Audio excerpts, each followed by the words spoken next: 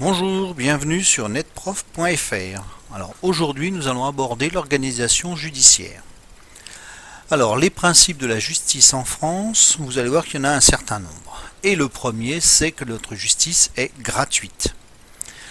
Gratuite tout simplement parce que les juges sont payés non pas par les justiciables mais par l'État et que en cas de problème de ressources, le justiciable peut demander ce qu'on appelle une aide juridictionnelle d'État, c'est-à-dire que l'État va prendre en charge tous les frais de justice, par exemple les frais d'avocat, les frais d'huissier.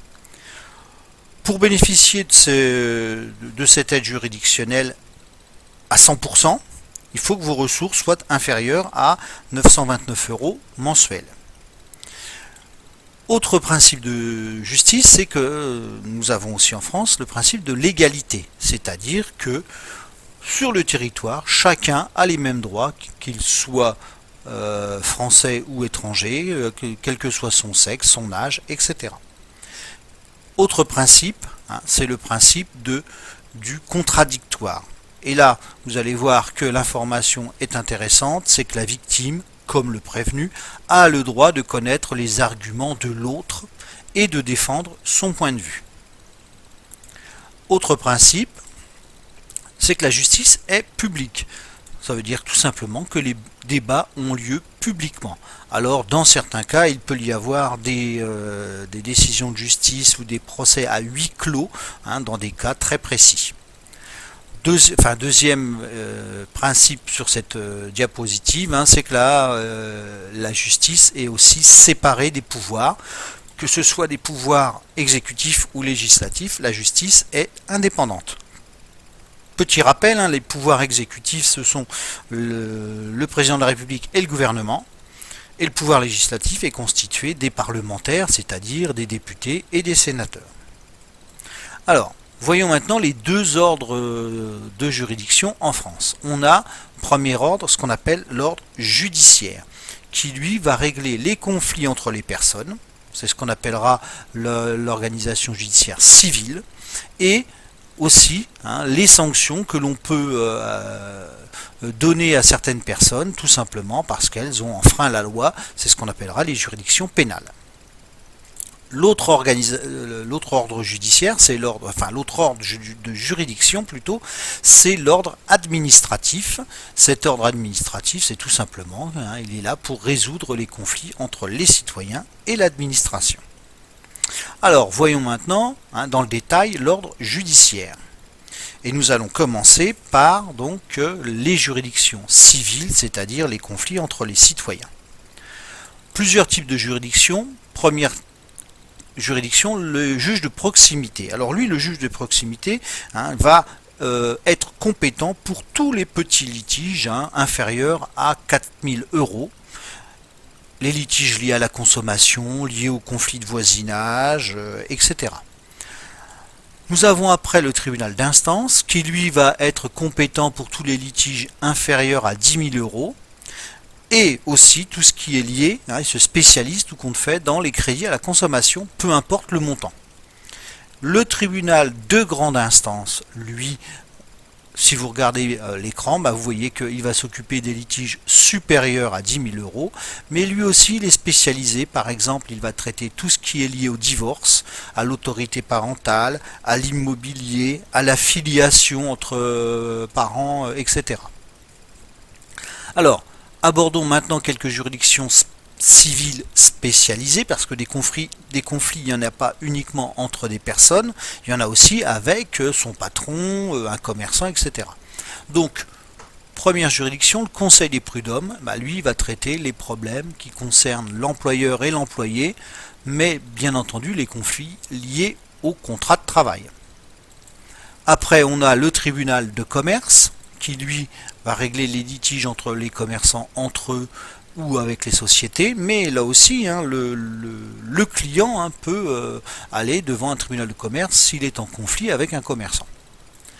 Nous avons après le tribunal des affaires de sécurité sociale. Comme son nom l'indique, il va traiter tous les litiges entre la sécurité sociale et les personnes liées à la sécurité sociale, c'est-à-dire les cotisants, qu'on appelle les assujettis.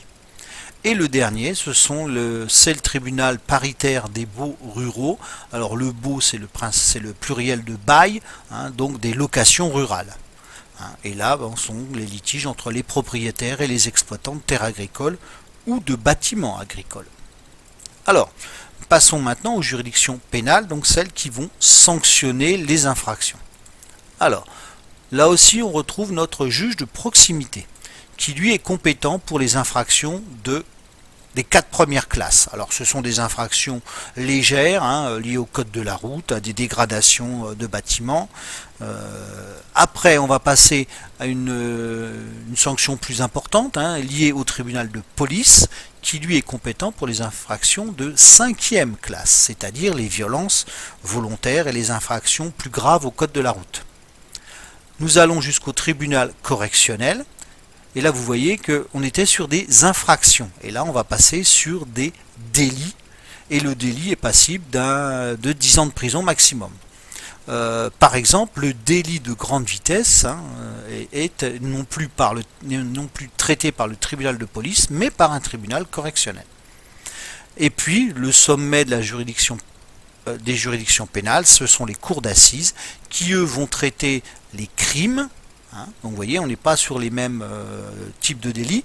Là, on est sur un crime qui est passible de la réclusion jusqu'à la perpétuité. Et je le rappelle, crime ne veut pas dire assassinat. Ça peut être un viol. Un viol est considéré comme un crime en France. Alors, voyons maintenant une juridiction des juridictions plus adaptées aux mineurs. Et on va retrouver 3 types de juridictions. Le juge des enfants. Alors le juge des enfants, lui, va prendre soit des mesures pour protéger l'enfant quand il est en danger, mais il peut aussi juger les infractions, des enfants mineurs de moins de 18 ans. On a le tribunal pour enfants, qui là, lui, est compétent pour les délits commis par les mineurs et les crimes commis par les moins de 16 ans, parce que vous allez voir qu'on va faire une distinction des mineurs de moins de 16 ans et ceux de 16 à 18. Donc un crime commis par un mineur de moins de 16 ans sera confié au tribunal pour enfants. Par contre, un crime commis pour un mineur de plus de 16 ans, ce sera la cour d'assises des mineurs qui va donc être compétente à ce moment-là. Alors, passons maintenant à l'ordre administratif. Bon là, c'est plus simple, tout compte fait, il n'y a qu'un seul tribunal, qui est le tribunal administratif. Ce tribunal administratif va va traiter les litiges entre les citoyens et l'administration, par exemple l'annulation d'une décision municipale, préfectorale ou autre. Alors, un autre intérêt de cette leçon, c'est de voir ce qu'on appelle le double degré de juridiction. Alors, ce double degré de juridiction a son importance, tout simplement parce que en France, quand on n'est pas content d'une décision de justice, on peut aller plus loin. Donc c'est ce que j'ai résumé sous cette phrase. Si une décision de justice ne satisfait pas l'une des parties au procès, celle-ci peut demander que l'affaire soit à nouveau jugée. C'est ce qu'on appelle dans le langage familier faire appel. Alors, on aura donc un deuxième jugement par ce qu'on appelle une cour d'appel. Voyons en résumé ce que cela donne. Alors, en vert, j'ai remis les juridictions civiles. Donc, on est sur des juridictions de premier degré. On retrouve notre tribunal d'instance, juridiction civile, tribunal de grande instance, tribunal de commerce, conseil des prud'hommes, tribunal paritaire des baux ruraux et le tribunal des affaires sociales. Voilà nos tribunaux civils. À cela en première juridiction, c'est-à-dire la première juridiction, c'est la première fois où on va en justice, le premier tribunal que l'on va contacter. On a aussi en pénal le tribunal de police et le tribunal correctionnel et au sommet la cour d'assises pour les actes les plus graves. Vous voyez que dans cet élément-là, dans cette premier degré de juridiction, n'apparaît pas le juge de proximité. Tout simplement parce que le juge de proximité va rendre ses décisions en premier et dernier ressort.